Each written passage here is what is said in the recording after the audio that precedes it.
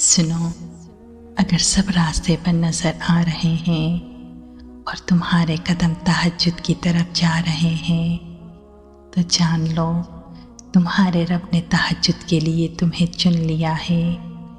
وہ رب تمہاری نگاہوں سے راستوں کو اوجھل کرتا ہے تاکہ تم اسے منانے تہجد تک جاؤ۔ وہ رب چاہتا ہے میرا بندہ رات کی خاموشی میں مجھ سے ہم کلام ہو اور میں اس سکون میں اپنے بندے کی خاموشی کو سن سکوں۔ یاد رکھنا، تہجد کا سجدہ ہر کسی کو نصیب نہیں ہوتا، کیونکہ تہجد تو لاڈلی عبادت ہے اور اللہ کے لاڈلوں کو ہی نصیب ہوتی ہے۔ تہجد میں مانگی ہوئی دعا رد ہو جائے، یہ تو سراسر ناممکن سی بات ہے۔ تم اس رب کو منانے کے لیے اپنی نیند قربان کرو اور وہ نہ مانے، یہ تو ناممکن سی بات ہے۔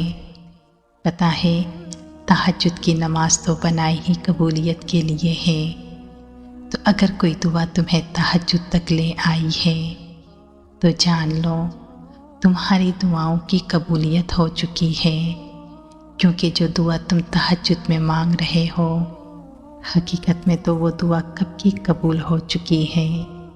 بس فقط وہ رب دیر اس لیے کر رہا ہے تاکہ تمہارا اس سے دعا کا رشتہ برقرار رہ سکے۔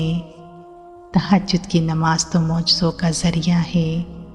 جب تمہیں سارے راستے بند نظر آتے ہیں تب بھی وہ ایک راستہ کھولے رکھتا ہے، اور وہ راستہ ہے تہجد کا راستہ۔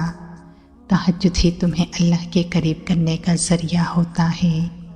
تہجد کی نماز تو اللہ کو حال دل سنانے کا بہترین ذریعہ ہوتا ہے، کیونکہ جس کو لگ جائے نہ ایک بار تہجد کی لگن تو پھر اسے اپنے رب سے ملاقات کی لگن لگ جاتی ہے۔ جانتے ہو یہ تہجد کے سجدے تو بعد میں آتے ہیں، بس تہجد کی نیت کر لینا ہی اللہ کو راضی کر دیتا ہے۔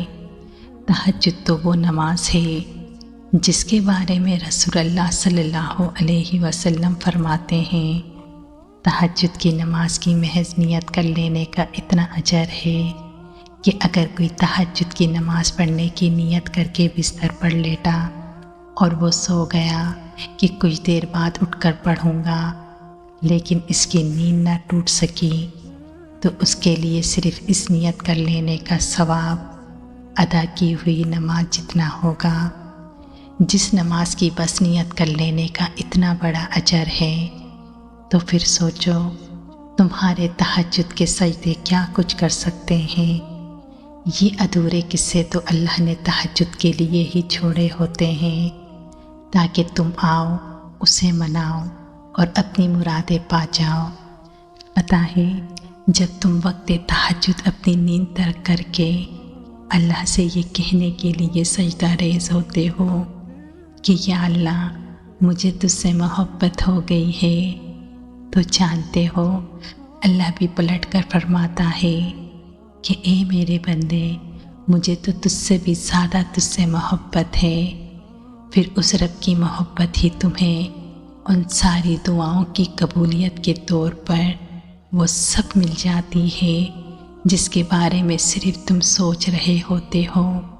بس یہ اللہ کی محبت ہی ہے جو تمہیں تہجد تک لے آتی ہے، اور تہجد کی دعاؤں کے لیے تو 7 آسمانوں کے پردے اٹھا دیے جاتے ہیں، اور پھر اللہ ایسے معجزے کرتا ہے جو نہ زمین والوں نے دیکھے اور نہ آسمان والوں نے، کیونکہ تہجد کے وہ سسکتے ہوئے سجدے ہی تمہاری دعاؤں کے لیے معجزوں کا ذریعہ بنائے۔ وہ دعائیں جو تمہارے اور اللہ کے درمیان ہیں۔ بس فرض نمازوں کے بعد تہجد وہ واحد نماز ہے جو اللہ سے کن کہلوانے کی سب سے بڑی طاقت رکھتی ہے۔ جزاک اللہ۔